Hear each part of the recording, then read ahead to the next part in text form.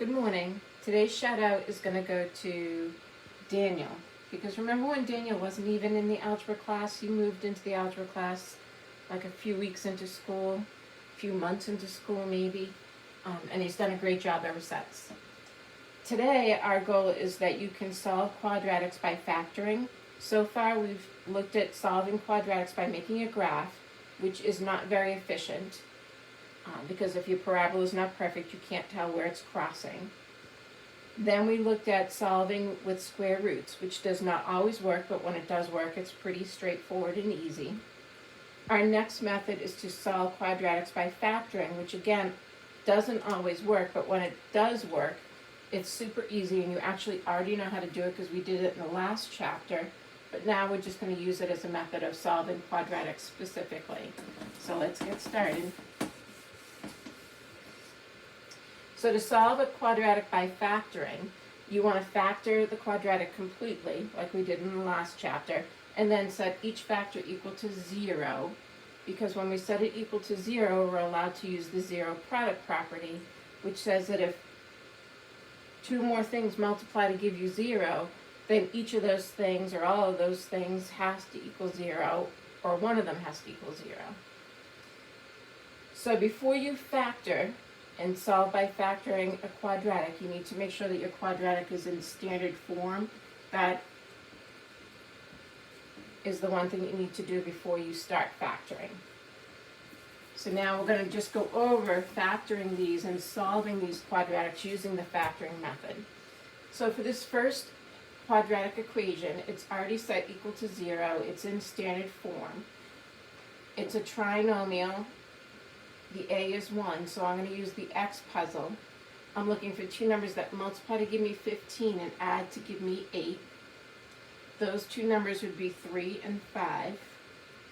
So I'm going to set my two parentheses at x plus 3, x plus 5. If this times this equals 0, that means either x plus 3 equals 0, or x plus 5 equals 0. And then we're going to solve both of these equations to get our two solutions, roots, or zeros, which would be telling us the two places where this quadratic would cross the x-axis if you graphed it.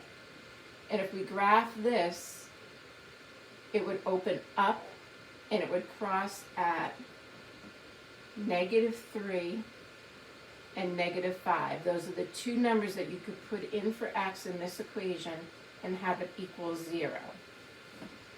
For the next one, it's not in standard form, and it's not equal to 0, so I need to bring everything to one side. And it doesn't matter which side I bring it to. I could bring everything over here so that my a is positive. So I'd have 5y squared minus 7y plus 2.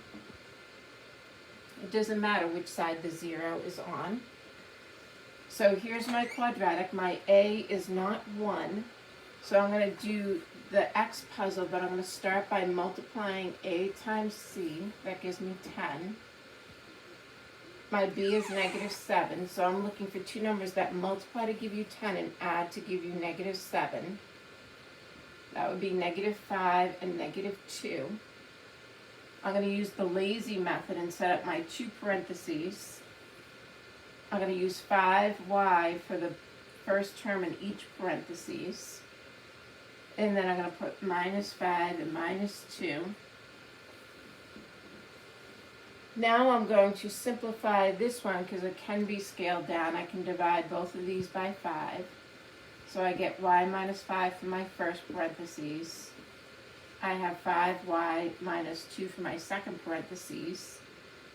Now I'm going to solve each parentheses for 0. I'm going to write y minus 5 equals 0. And I'm going to write 5y minus 2 equals 0. If I solve this one, I get 5. If I solve this one, I'm going to bring the -2 over as +2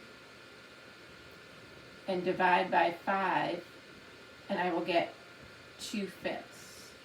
So the two solutions, roots, or zeros for this quadratic are 5 and 2/5.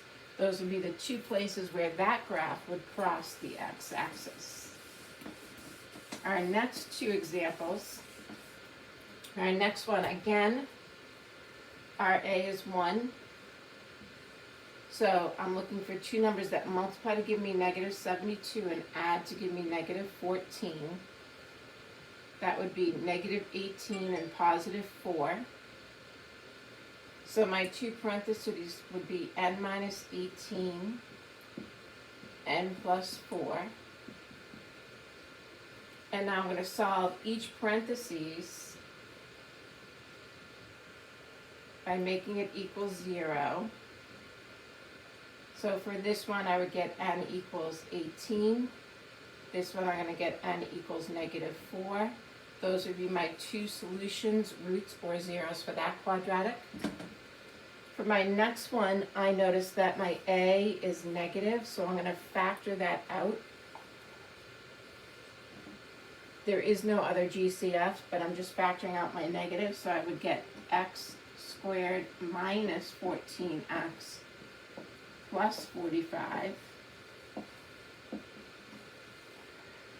So now I want to factor this. I'm looking for two numbers that multiply to give me 45 and add to give me negative 14.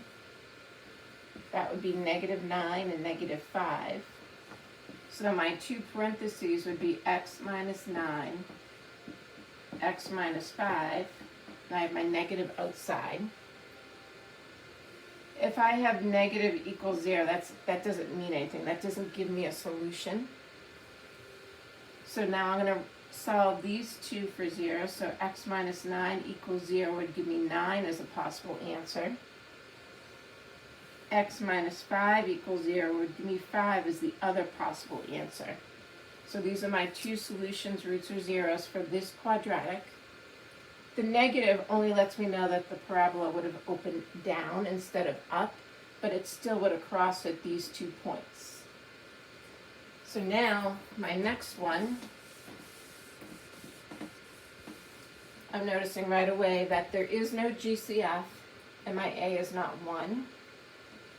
So I'm going to be multiplying, and I'm looking for two numbers that multiply to give you negative 72 and add to give you negative 1. Those two numbers would be negative 9 and positive 8. I'm going to use the lazy method, and I have 6k minus 9 and 6k plus 8. So the lazy way, we're using this as our coefficient for the first term in both.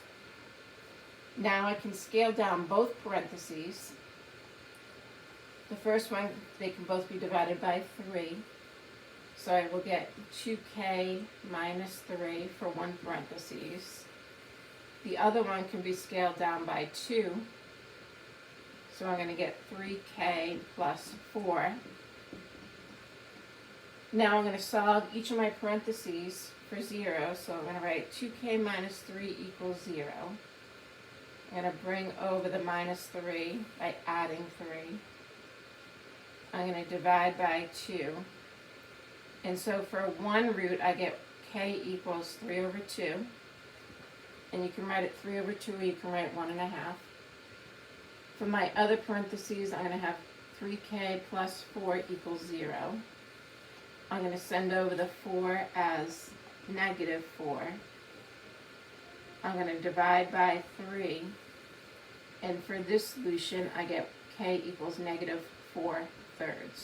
So my two solutions, roots or zeros, are negative 4/3 and 3/2. For my next one, I notice it doesn't equal 0, so I'm going to move over the negative 6m as positive 6m. And now it's not a trinomial, it's a binomial. I'm going to look for my GCF. My GCF for numbers would be a 3, and for m's it would just be 1m. Then my parentheses, to get back to the original, I would have to multiply 3m times m to get 3m squared. I would have to multiply 3m times 2 to get 6m. So now I'm going to take each part, my GCF, and make it equal 0, and my parentheses, and make it equal 0. Because if I'm multiplying this times this to get 0. Either this is 0 or that is 0, or both. For my first solution, I get m equals 0. For my second solution, I get m equals negative 2. Now for our last two,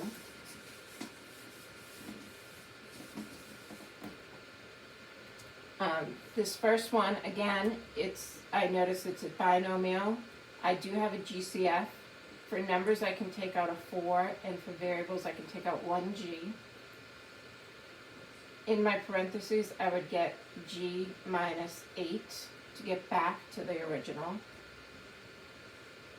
So now I know that either this has to equal 0, or this has to equal 0, or both. If I solve this one, I get g equals 0. My other solution, I would get g equals 8. So my two solutions, roots or zeros, would be 0 and 8. And then for our last example, again, it's a binomial. I notice that I have a square, and it is joined by subtraction, so it's a difference of 2 squares. So I would have n minus 8 by unsquaring both of those, and then n plus 8, my conjugates. So now I have n minus 8 equals 0, and n plus 8 equals 0. So this solution would be 8, and this solution would be negative 8. So those are the two solutions, roots or zeros. I could have also solved this one algebraically by bringing the 64 over as positive 64, and then I could have unsquared both. Here I would get n, and here I would get positive and negative 8. So for some quadratics, there are multiple ways of solving them. Have a good day.